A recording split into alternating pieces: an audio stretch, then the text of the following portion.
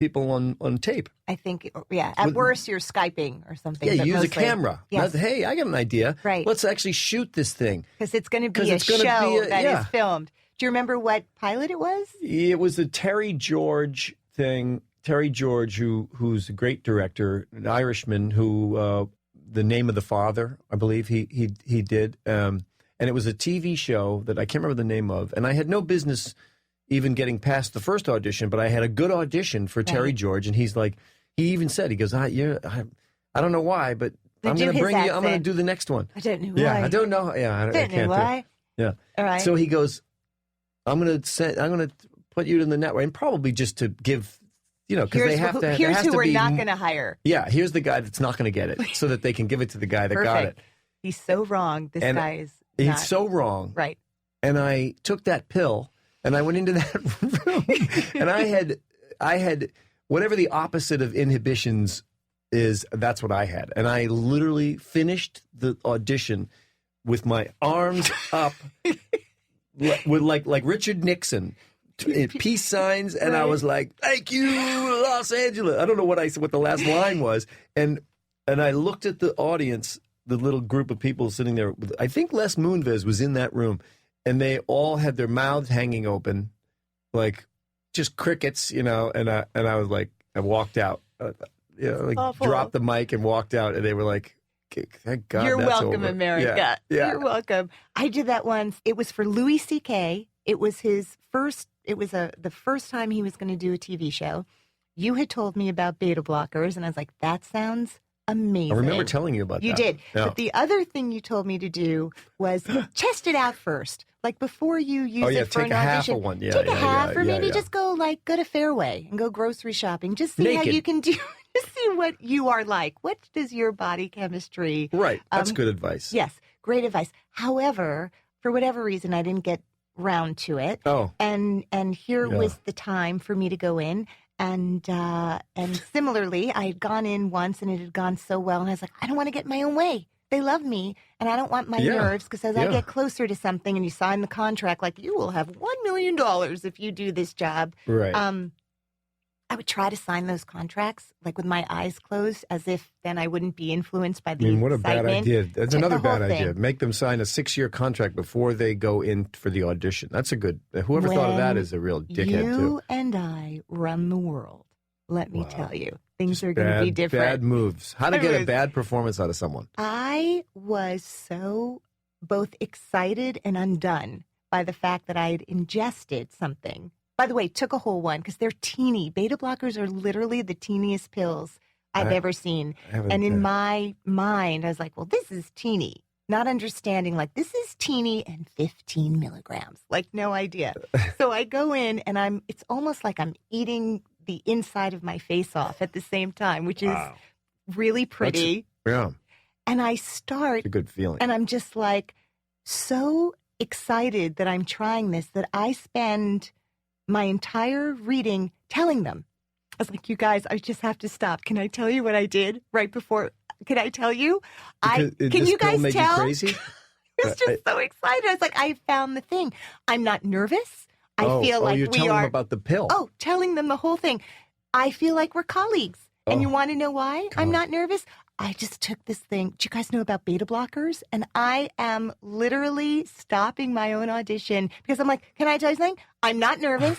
I'm not Thank sweating. you very much. Thank you, Miss. Thank you very much. And I'm like, Louis C.K., if anyone's like you and me, right? Like, do you want one? Now I'm like trying to sell them. Like, I got a bag full and I will sell them to each of you. I feel bad for the people in that room. I do too. I feel bad for me. I don't feel bad for you. You. It worked out. You deserve what you got. I had an audition once where the guy changed. Well, the person I was auditioning for changed into a tuxedo.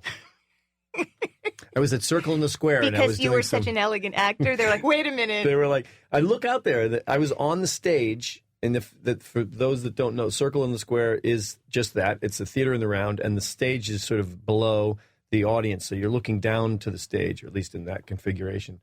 And this guy, this casting director said, okay, go ahead.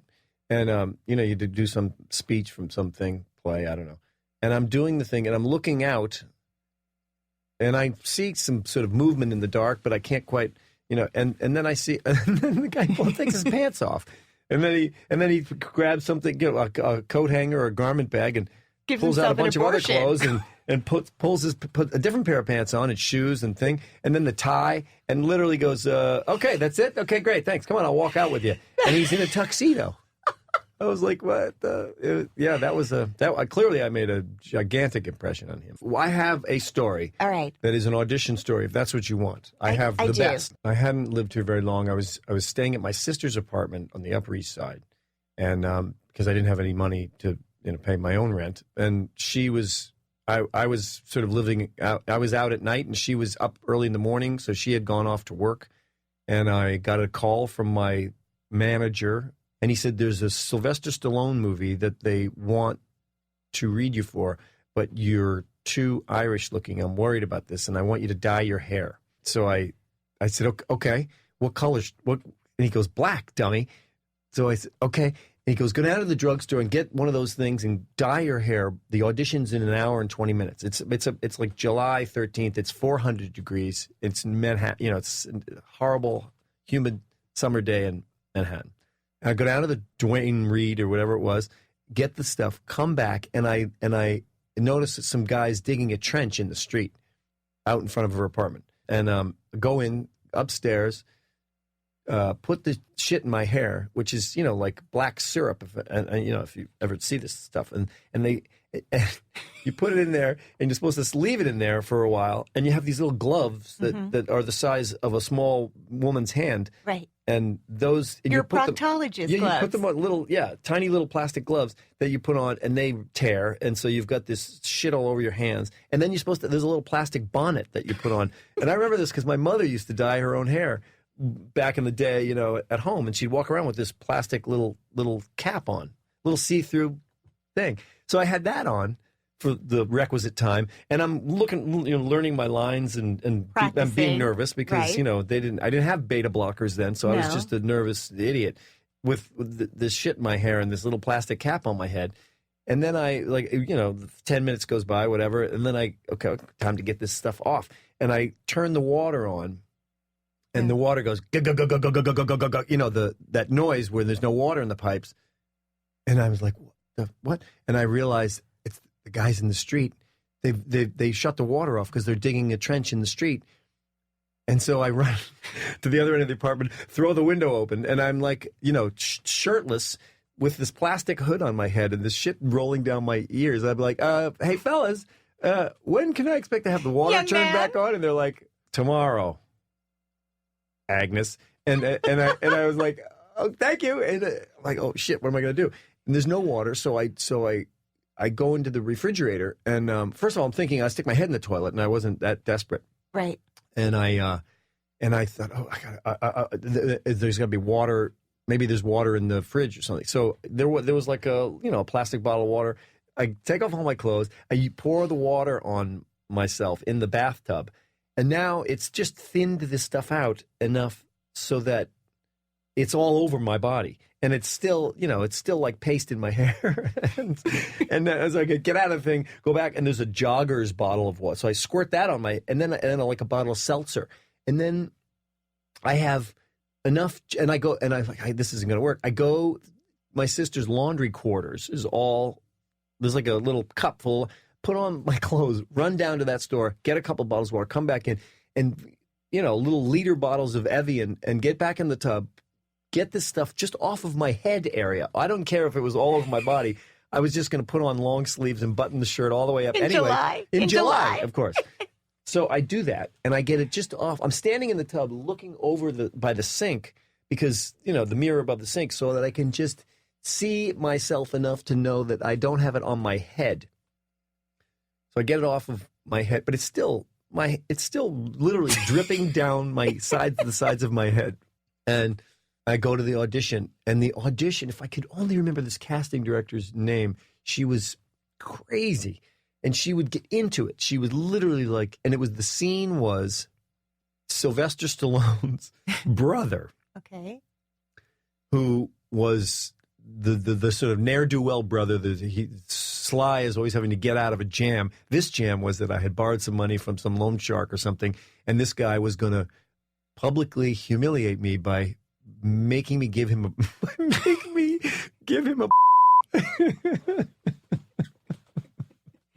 What doesn't kill us makes us stronger. Right. So I'm doing this scene for the casting director and I don't know, some other people, and I got this shit dripping down the sides of my head. I'm literally like, I got like a nervous tick, like keep wiping my ears and my side, and this woman is playing the part of the gangster, and she's coming around the desk, and she's standing in front of me, and I'm dropped to my knees, like, no, don't make me do it, Charlie, or whatever, and she's going, you're gonna do it, whatever the lines were, and I remember having a distinct out of body experience. I flew up to the corner of the room, and I looked down on myself, holding the script, wiping the shit off of my hair and my ears.